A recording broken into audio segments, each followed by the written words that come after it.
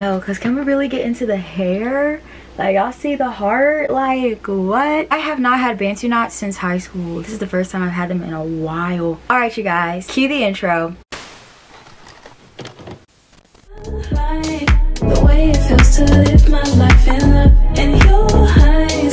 It seems a little crazy, but keep up. But on his time, don't rush, you gotta make up your mind. Cause it's your life, the choosing that road is up to. Hey y'all, it's Brooklyn and I'm back once again with another YouTube video. So as y'all can tell from the title, I'm going to be giving you guys my very first story time video, and I'm going to be talking about how I low-key got love bombed. I asked a while ago what videos y'all want to see on my channel, and somebody requested for me to make story time videos. Whoever's watching this video, they might get something from it. But anyway, we're going to be talking about how I low-key got love bombed, and honestly, I will say one of the biggest lessons is when God tells you to guard your heart, he means that. And y'all are gonna see when I get into the story. For those of y'all who have not seen this face before, hi, my name is Brooklyn. I give you guys content that talks about my faith as a believer in Jesus Christ. But not only that, I give you guys advice videos, vlogs, HBCU content, giving you guys just a glimpse of my life. If you guys have not already, do not forget to hit that subscribe button, like, comment, and turn on those post notifications so that way you guys will not miss out on any uploads. Also, do not forget to follow me on my socials, which are up here and down below as usual. So without further ado, let's get on started. Get on started. We are going to rewind all the way back to my freshman year of college. So at this time that the story took place, I was on my Thanksgiving break. We go to Thanksgiving break. We still have classes, but they're virtual. We have, I think, like a week or two left of classes. They're all virtual. We take our final exams virtually as well. And then after that, we're free for the rest of December. So at this point, I think this was after Thanksgiving. It had to have been because I had my Christmas lights and everything up, like in the Christmas spirit. I was getting real festive. This person, we're gonna call him Chandler. I just like that name.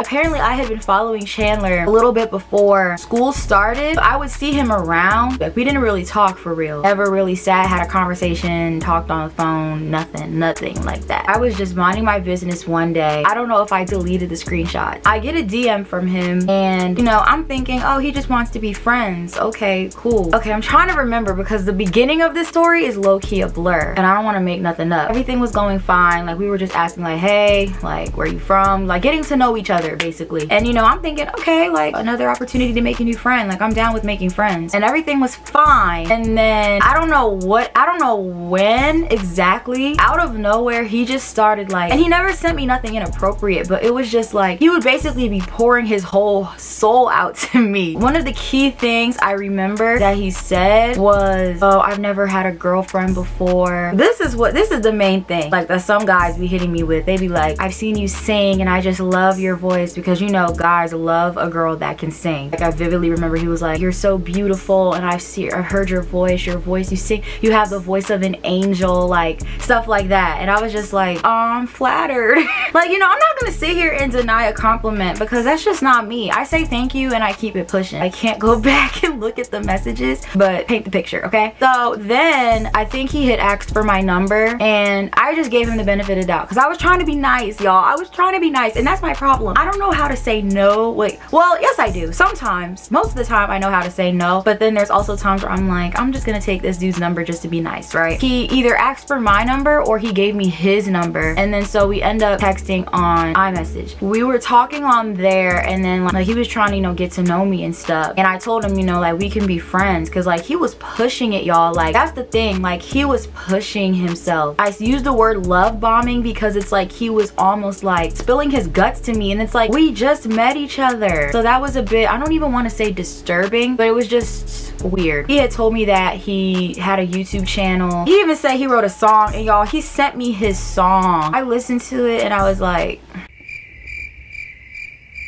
oh, I remember a key detail. When he was spilling his guts out to me, he kept overemphasizing that he was a Christian because he knew that I was a woman of God. He knew I was about what I was about, and he knew that my faith was very important to me because he probably, of course, he saw me in, you know, GC, he saw me on Instagram, my social media, so he saw the content I would post was about Jesus, and he saw that I was a follower of Christ. So he kept overemphasizing the fact that he was a Christian, and to me that was kind of like him trying to like tell me what I wanted to hear so that I could give him a chance. It was just the way he was coming off. He was coming off really pushy and overbearing, and then like he kept overemphasizing that he's never been in a relationship before. Mind you, I've only been in one relationship, but we got to know each other. We weren't like goo crazy in love with each other after the first day, you know what I'm saying? So it was just kind of weird. It's like, you can't do that. Yeah, he kept overemphasizing that he was a Christian, and that was one of the main things that stood out to me, and I was just like, you really think that that's going to make me fall for you more? And now I will be honest, y'all, I'm telling myself, and I'm gonna be transparent, I have found myself in times or situations where, because the guy was a Christian, he was posting Christian content, and he said that he was a follower of God, that kind of made me be like, okay, like I'm gonna give him a chance. But just because they say they're a Christian, of course, you know, just use that discernment. But then also, this is where guarding your heart comes into play, because everybody who talks the talk may not be walking the walk. Your fruits have to line up with what you're saying you represent and what you're about. But that's a whole nother conversation. And mind y'all, I'm trying to be nice, like, and then like he would be blowing up my phone, he would be texting me non-stop, and it came to a point where I started muting his messages because I was just like, I don't like you like that, sorry. I was trying not to be mean because I have a big heart, but it's still just like, it was giving overbearing and it was giving pushy. But then like I remember texting one of my friends, like telling her about him. Honestly, y'all, a small part of me was actually gonna give him a chance. I was just like, you know what, maybe I should just give him a chance, because who knows, I could be blocking my blessing. I think another lesson that y'all can take from this is, just because somebody talks to you, it doesn't mean you are obligated to give them a chance. I think that sometimes a lot of believers, like, we think that the next person that comes along, we just have to give them a chance, when you are obligated to not be attracted to that person or not want to date them. And I think that we feel that way because we're afraid, like, what if he could be it, or what if he could be the one, or what if I'm being mean, or whatever the case may be. But nobody's putting a gun to your head and saying you have to date me or else. Like, and I was not attracted to him. I wasn't. Like, I had to really stand on business and be honest with myself. I was telling my friend about him and she was like, no sis, it's a no for me. You know, I was just, you know, sharing how, you know, I did feel sad because I felt like I wasn't like talking to dudes like every single day, but like there were dudes that would, you know, slide in my DMs or would try to talk to me. We would be in the midst of us talking, I would always see or discern one thing, and I'm just like, yeah, no. I was feeling really sad, not necessarily because of him per se, but it was just like, dang, like after my previous relationship, like every person that had tried to talk to me, it always fell through. It never worked out. My sis, you know, she really encouraged me to you know, take this time to really focus on myself, to focus on God, to allow him to mold me and shape me, and to not always be so focused on, you know, is this person it or is that person it. Don't allow your mind to automatically jump to the conclusion that he might be the one. Just because he's a man of God doesn't mean he's your man of God. It's really hard and sometimes it hurts. I feel like when the one does come, you will know. But anyway, she was telling me out of love, and that's why you need friends. You need people who can keep you accountable, and she definitely held me accountable. She may or may not know who she is, but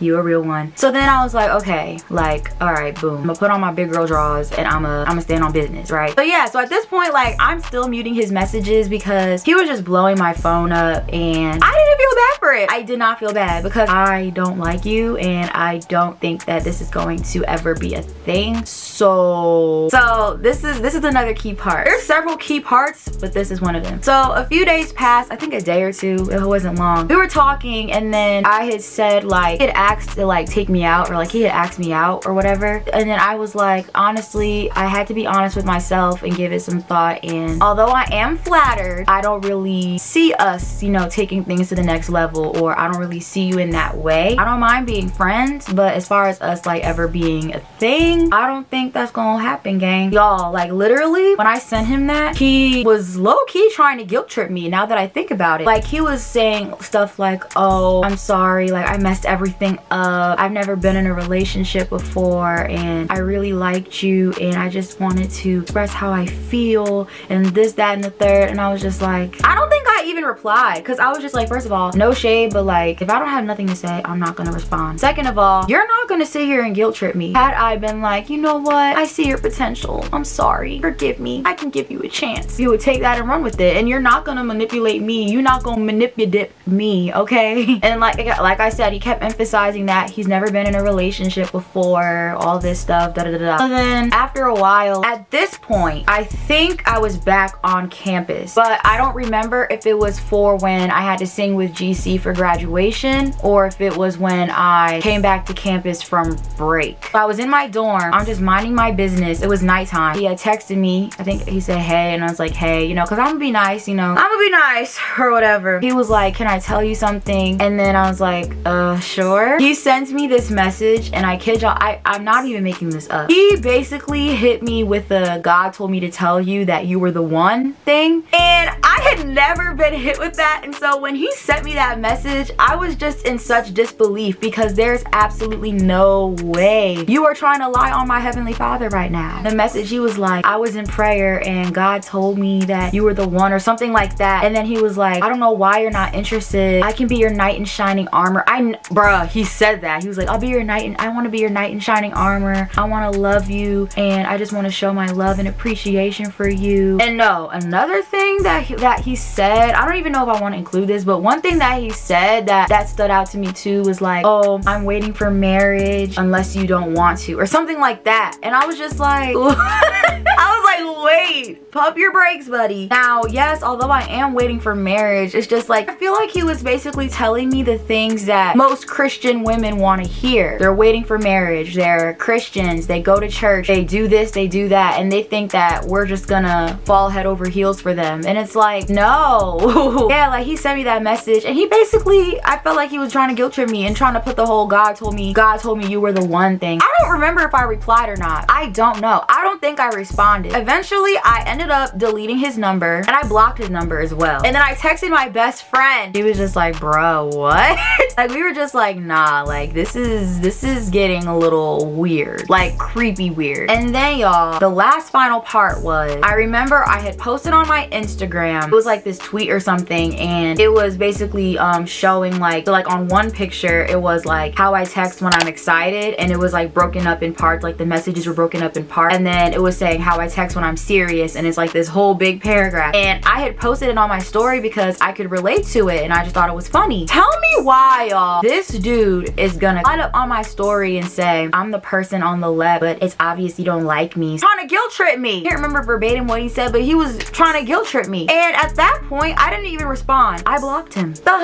Yeah, I blocked him on everything because I was just like, yeah, you're done. You know, you can like me, you can have a crush on me, you can think I'm beautiful, you can think I have a great singing voice, whatever. Cool, I'm flattered. However, what you're not gonna do is try to be overbearing and pushy and trying to tell me what I think I want to hear because I'm a Christian, that I'm a woman of God. And then on top of that, you're gonna try to guilt trip me because I don't want to date you. It's an absolute no for me. I blocked him on my main page, my singing page, and my spam page. You're not gonna have any access to me, buddy. Point blank period. So yeah, that's basically the time where I got love bombed, if you want to call it that. Sorry if the story isn't as long as other story times. A lot of it has to do with the fact that I don't remember every single detail all the way because again, it happened 2 years ago. But like at first I wasn't gonna even do this story time, but then I was like, you know what, I thought this would be, you know, a good learning experience. So the biggest takeaways from this story time is 1, guard your heart. 2, don't allow yourself to fall for the things that men or guys think Christian women want to hear. And 3, just because they're a man of God doesn't mean they're your man of God. And 4, don't let nobody try to guilt trip you into dating them. You are not obligated to go out with them. We have the prerogative to change our mind. You have the prerogative to say no. You have the prerogative to be like, I'm not interested. You know, unfortunately, you do have some guys who don't take no for an answer and they even get violent and hurt people because their ego is bruised and they couldn't accept a no. It's really weird and immature. And I'm not saying there aren't any great guys out there, because there are. Just because you haven't found him yet, it doesn't mean that he's not out there. And I say that for me because it's been hard, y'all. Continue to, you know, pour into yourself, allow yourself to grow in Christ, allow yourself to be rooted in Him, and know who you are. Know who you are in God. Know who you are as the person you are, as the person He made you to be, and stand on business. Don't allow yourself to go left and right. And the Bible talks about that. No wavering on your choices. Let your yes be yes and your no be no, period. So yeah, y'all, I hope that you guys enjoyed this video. Make sure you guys like, comment, and subscribe. Let me know if y'all want to see more story time videos. I kind of have to go through my schema and see, you know, what stories I can tell for the YouTube, you know what I'm saying? Make sure you guys like, comment, turn on post notifications, and also don't forget to follow me on my socials, which are up here and down below as usual. God bless you guys. I love y'all so much, and I will see you next time. Mwah, bye.